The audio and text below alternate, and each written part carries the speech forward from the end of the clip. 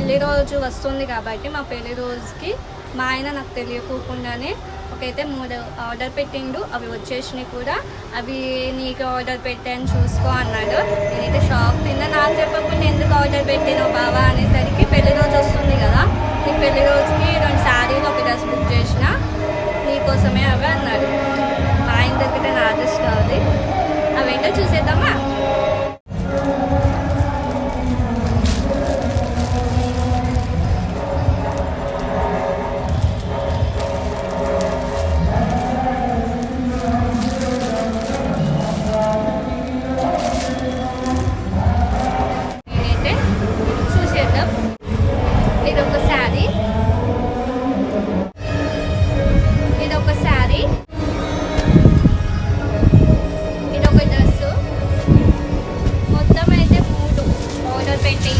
ఫ్లిప్కార్ట్లో నాకు చెప్పకుండానే ఆర్డర్ పెట్టేసిండు మా ఆయన అయితే. ఎందుకంటే పెళ్లి రోజు కదా, పెళ్లి రోజు కాబట్టి తనకి బట్టలు కావాలని ఇవైతే ఆర్డర్ పెట్టేసిండు.